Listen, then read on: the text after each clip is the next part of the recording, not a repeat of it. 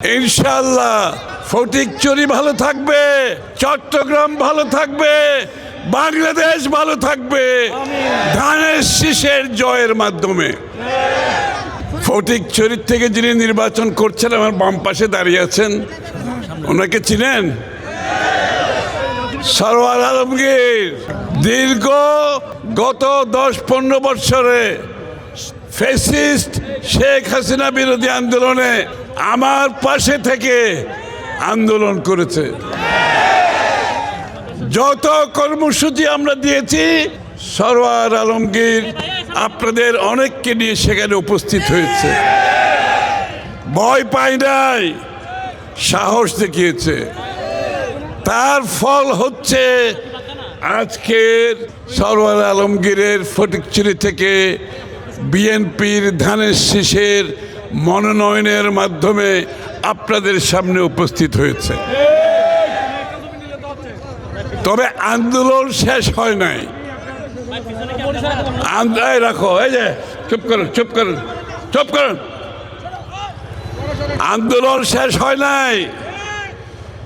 দীর্ঘ 17-18 বৎসরের ত্যাগ, গুম, খুন, হত্যা, মিথ্যা মামলা, পুলিশের হেফাজতে মৃত্যু, জেলখানায় চিকিৎসার অভাবে মৃত্যু, ব্যবসা হারানো, চাকরি হারানো, ধান খেতে বেড়িবাঁধে থাকা আমাদের নেতা কর্মীরা জ্বলে পুড়ে খাঁটি সোনায় পরিণত হয়েছে বিএনপির নেতা কর্মীরা।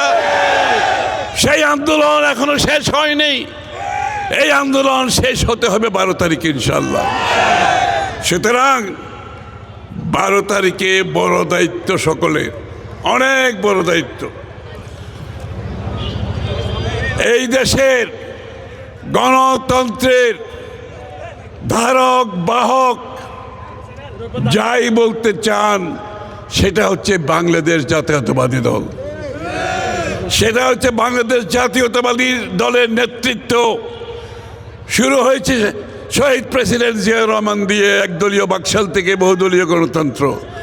পরবর্তীতে দেশনেত্রী বেগম খালেদা জিয়া স্বৈরাচারের বিরুদ্ধে শুরু থেকে শেষ পর্যন্ত আন্দোলনের মাধ্যমে স্বৈরাচারকে বিতাড়িত করে গণতন্ত্র আবার প্রবর্তন করেছেন। পরবর্তীতে 11 বিরুদ্ধে আন্দোলন, পরবর্তীতে শেখ হাসিনা ফ্যাসিস্টের বিরুদ্ধে আন্দোলন। একটি দল, একটি নেতৃত্ব, শুরু থেকে শেষ পর্যন্ত আজ অবধি যারা কোনোদিন গণতন্ত্রের প্রশ্নে আপোষ করে নাই, সেই দলটি হচ্ছে বাংলাদেশ জাতীয়তাবাদী দল। সুতরাং 12 তারিখে ভোট অত্যন্ত গুরুত্বপূর্ণ।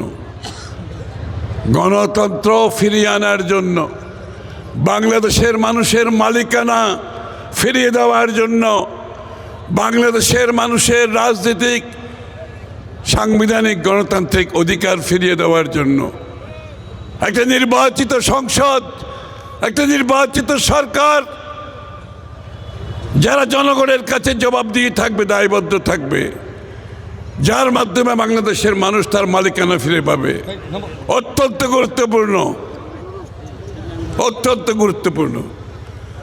12 তারিখ তারেক সাহেব কি বলেছে? ফজরের নামাজ না, কি বলছে? তাহাজ্জুদের নামাজ। কি বলছে? তাহাজ্জুদের নামাজ পড়ে ভোট দিতে হবে। বাংলাদেশের ভবিষ্যৎ, যার জন্য আমরা গত 17-18 বৎসর ত্যাগ স্বীকার করেছি, গুম খুনের শিকার হয়েছি, মৃত্যুবরণ করেছি, মিথ্যা মামলার শিকার হয়েছি, বারবার জেলে গিয়েছি, সেই দিনটি হচ্ছে 12 তারিখে পরিপূর্ণভাবে বাংলাদেশের মানুষের সেই ত্যাগের প্রতিদান আমাদেরকে দিতে হবে ভোটের মাধ্যমে।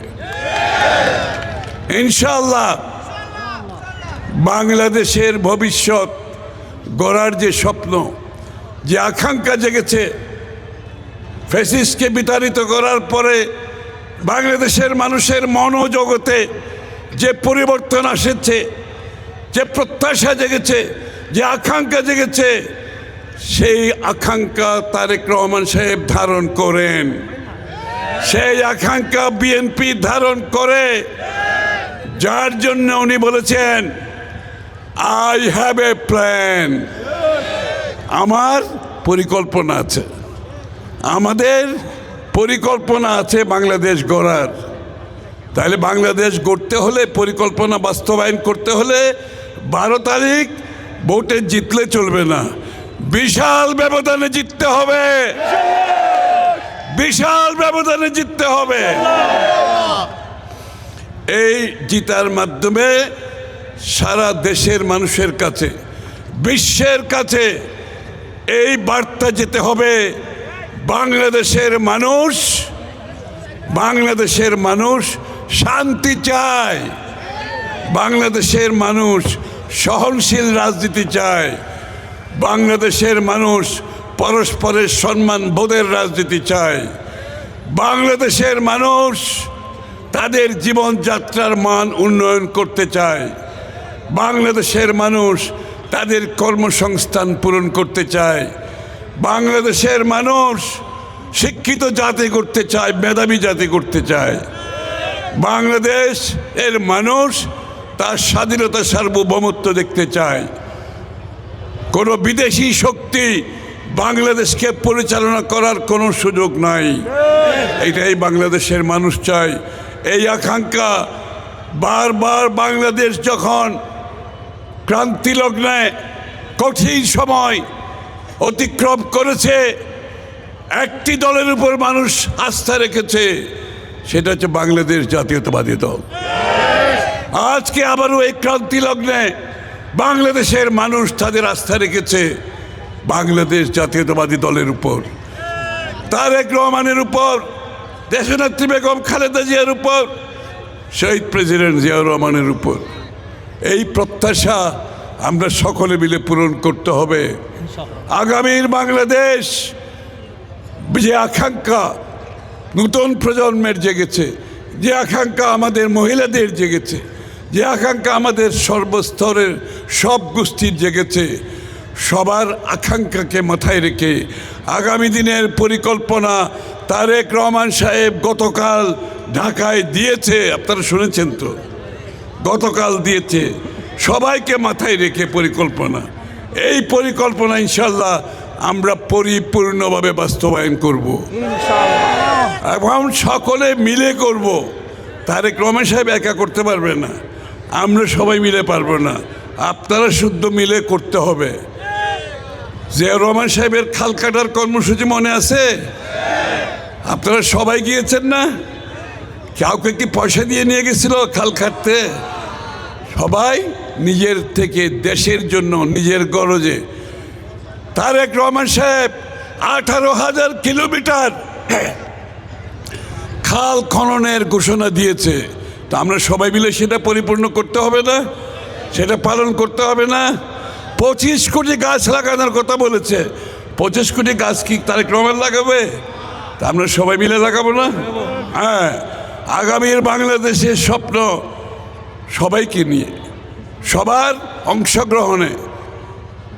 রাজনীতি শুধু গণতন্ত্রায়ন নয়, অর্থনীতিকে গণতন্ত্রায়নের কথা বলছে, এটা শুনেছেন আগে কোনো দিন? অর্থনীতি গণতন্ত্রায়ন অর্থ হচ্ছে কি, আপনারা সকলে এই অর্থনীতির কর্মকাণ্ডে অংশীজন হবে, অংশগ্রহণ করবেন। এই অর্থনীতির সুফল বাংলাদেশের সকল মানুষের কাছে যেতে হবে। একটি গোষ্ঠী পৃষ্ঠপোষকতার মাধ্যমে, লুটপাটের মাধ্যমে টাকা বিদেশে প্রচার করার যেই রাজনীতি, সেই রাজনীতির অবসান ঘটাতে হবে। বাংলাদেশের মানুষ উন্নয়নের সুফল পেতে হবে। ফটিকছড়ির মানুষ, ফটিকছড়ির যে সম্ভাবনা আছে, সেই সম্ভাবনাকে কাজে লাগিয়ে আপনাদেরকে সুফল পেতে হবে ইনশাআল্লাহ। ফটিকছড়ির যে সম্ভাবনা, সেটাকে আমরা পরিপূর্ণভাবে কাজে লাগাবো। ফটিকছড়ির মানুষ এখান থেকে লাভবান হতে হবে। আগামীতে বাংলাদেশের উন্নয়ন কর্মকাণ্ড এইভাবেই চলবে।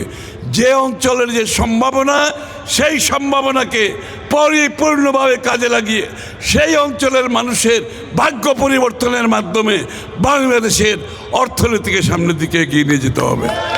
সবাইকে ধন্যবাদ।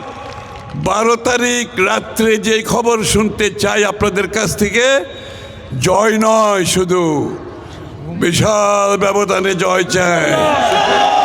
এইটা কিন্তু জয়ের মেসেজ না, এই মেসেজ হচ্ছে বাংলাদেশের মানুষ আসলে কি চায়, এই খবর করে দিতে হবে 12 তারিখে। সবাইকে ধন্যবাদ। আসসালামু আলাইকুম।